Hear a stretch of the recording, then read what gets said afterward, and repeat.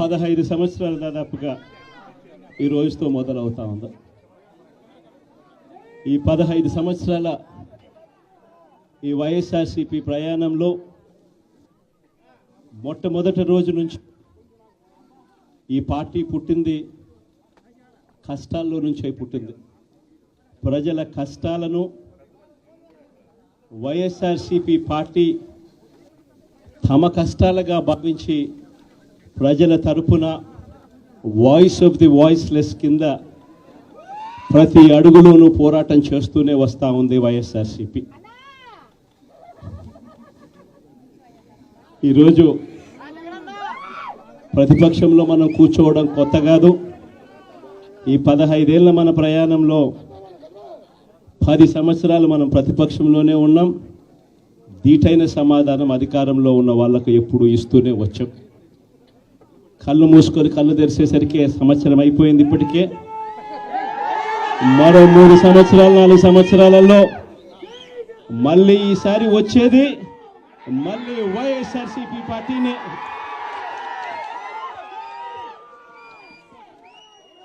ఈరోజు వైఎస్ఆర్సీపీకి సంబంధించిన ప్రతి కార్యకర్త కూడా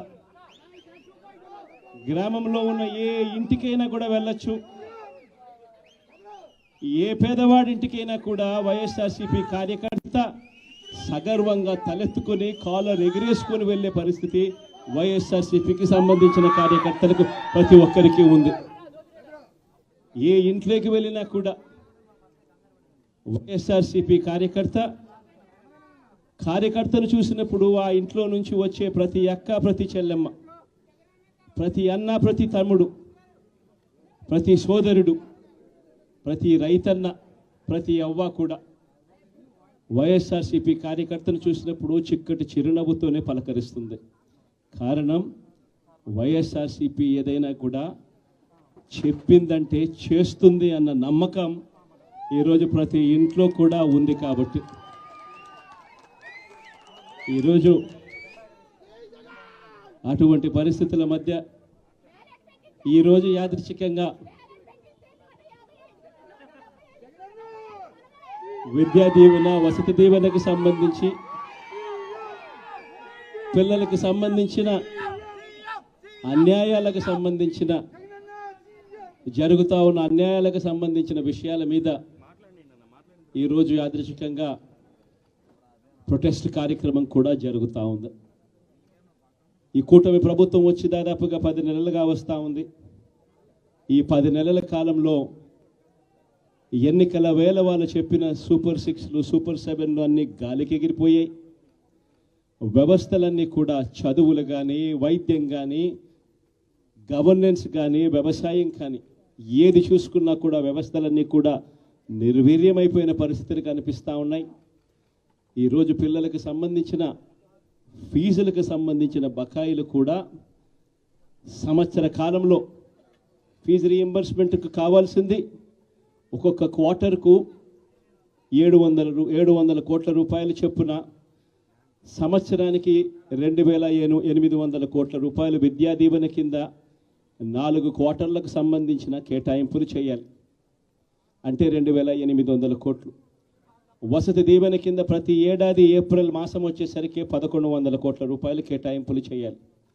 అంటే గత ఏడాది ఈ 1100 కోట్లు, 2800 కోట్లు, ఈ రెండింటికి సంబంధించి 3900 కోట్ల రూపాయలకు కేటాయింపులు చేసి ఖర్చు చేసి పిల్లల చదువులను ప్రోత్సహించాల్సిన పరిస్థితిలో ఈ ప్రభుత్వం చేసింది ఏమిటి అనంటే కేవలం 700 కోట్ల రూపాయలు మాత్రమే ఇచ్చి చేతులు దులుపుకున్న పరిస్థితులు. అంటే 3200 కోట్ల రూపాయలకు సంబంధించిన బకాయిలు పెండింగ్లో పెట్టారు. అదే మాదిరిగా మళ్ళీ ఈ సంవత్సరం 2024-25కు సంబంధించిన ఈ సంవత్సరానికి సంబంధించి ముందుకు పోవడానికి ఈ సంవత్సరానికి సంబంధించిన విద్యా దీవెన కింద 4 కోట్లు, ఈ విద్యా దీవెనకు సంబంధించి ఈ 2800 కోట్లు మళ్ళీ కావాలి. 1100 కోట్లు వసతి దీవెన కింద కావాలి. ఇవన్నీ కూడా కలిపితే మరో 3900 కోట్లు.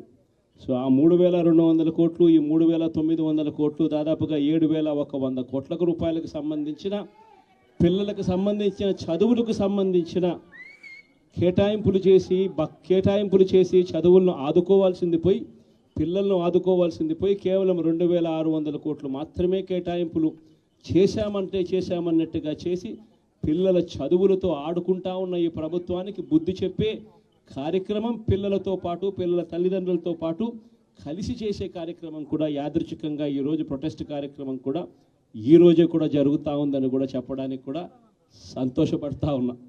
వైఎస్ఆర్సీపీ ప్రభుత్వం ఎప్పుడూ కూడా ప్రజలకు తోడుగా ఉంటుంది, ప్రజలకు ఎప్పుడూ కూడా అండగా నిలబడుతుంది, ప్రజల తరపున ఎప్పుడు గొంతుకై వైఎస్ఆర్సీపీ ఎప్పుడూ ప్రజలకు అండగా ఉంటుందని మరొక్కసారి తెలియజేస్తూ ఈరోజు ప్రొటెస్ట్ కార్యక్రమంలో పాల్పంచుకుంటా ఉన్న ప్రతి ఒక్కరికి, ప్రతి కార్యకర్తకు, ప్రతి నాయకునికి, అదేవిధంగా పిల్లల తరపున, పిల్లల తల్లిదండ్రుల తరపున వాళ్ళతో పాటు కలిసికట్టుగా ప్రయాణం చేస్తూ ఉన్న ప్రతి ఒక్కరికి కూడా ఈ సందర్భంగా మీ అందరికీ కూడా చేతులు జోడించి పేరు పేరున మీ అందరికీ కూడా కృతజ్ఞతలు తెలుపుతా ఉన్నాను.